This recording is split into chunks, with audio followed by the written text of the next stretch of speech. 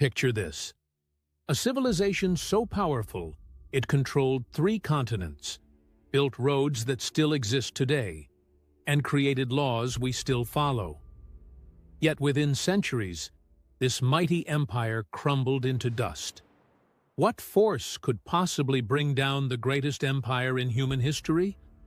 The answer might surprise you, because it wasn't just barbarians at the gates or corrupt emperors. The Roman Empire's destruction came from something far more insidious, and understanding it reveals chilling parallels to our modern world. Welcome to the extraordinary tale of Rome's rise and fall, a story that spans over 1,000 years and continues to shape our world today. From humble beginnings as a small Italian city-state to becoming the master of the known world, Rome's journey is one of ambition, innovation, and ultimately, tragic downfall. Let's begin in 753 BCE, when Rome was nothing more than a collection of hilltop settlements along the Tiber River.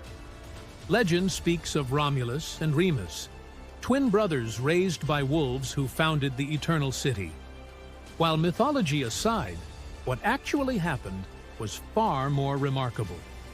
Early Romans were skilled warriors and shrewd politicians who understood something their neighbors didn't: the power of inclusion. Unlike other ancient civilizations that conquered and enslaved, Rome had a revolutionary approach. They conquered, then offered citizenship. This wasn't mere generosity. It was genius. When you defeat someone, then make them Roman, you don't just gain territory, you gain loyalty. This strategy transformed Rome from a city into an empire spanning from Britain to the Middle East. The republic that emerged around 509 BCE created governmental innovations we still use today. The Senate, consuls, and complex system of checks and balances influenced every democracy that followed. Roman law became the foundation of legal systems across Europe and beyond. Their engineering marvels like aqueducts, roads, and the Pantheon showcased technological prowess that wouldn't be matched for centuries. But Rome's greatest strength was its military machine. The Roman legions weren't just soldiers, they were engineers, builders, and administrators. They constructed fortifications, roads, and settlements wherever they went. The famous Roman roads weren't just for trade, they were highways for rapid military deployment. When trouble arose anywhere in the empire, legions could march there quickly and decisively. The transformation from republic to empire under Augustus in 27 BCE marked Rome's golden age. The Pax Romana, or Roman peace, lasted over 2 centuries and brought unprecedented prosperity. Trade flourished across the Mediterranean. Cities grew magnificent with temples, theaters, and public baths. Roman culture spread everywhere, creating a shared identity across diverse populations. Yet even at its height, cracks were forming. The empire had grown too large to govern effectively. Communication across vast distances took months. Local governors wielded enormous power with little oversight.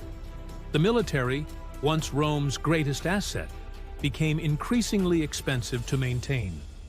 By the 3rd century, the empire spent more on defense than it collected in taxes.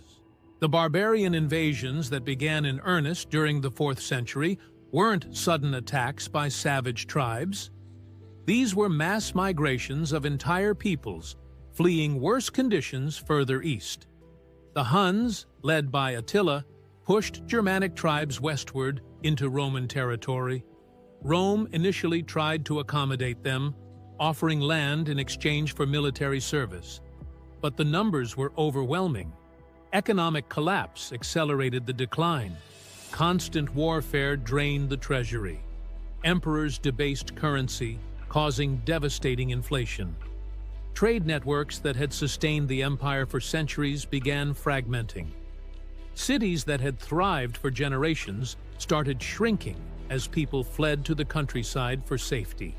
The division of the empire into eastern and western halves in 285 CE was supposed to make administration easier.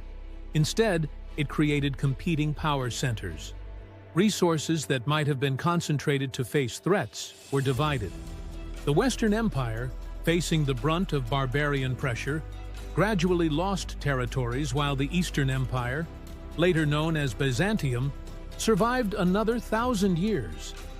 Climate change played a crucial role often overlooked by historians. The Roman warm period that had supported agricultural expansion ended around 300 CE. Colder temperatures reduced crop yields, forcing populations to migrate. This environmental pressure intensified the barbarian migrations that ultimately overwhelmed Roman defenses. The final blow came in 476 CE when Odoacer, a Germanic chieftain, deposed the last Western Roman emperor, Romulus Augustulus. Ironically, this child emperor shared his name with Rome's legendary founder. The Western Empire was finished, though the Eastern Empire continued as Byzantium until 1453.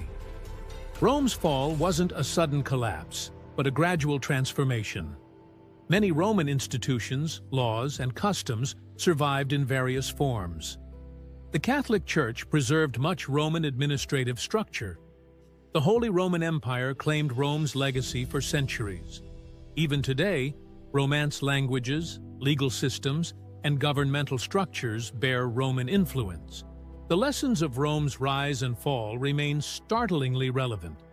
Overextension, economic inequality, political instability, and environmental challenges contributed to its decline.